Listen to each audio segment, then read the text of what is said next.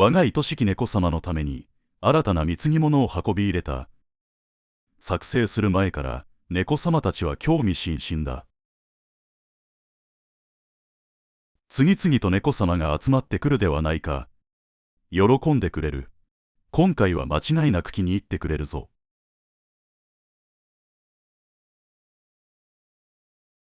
私は確信に満ち溢れ、玉座を完成させた。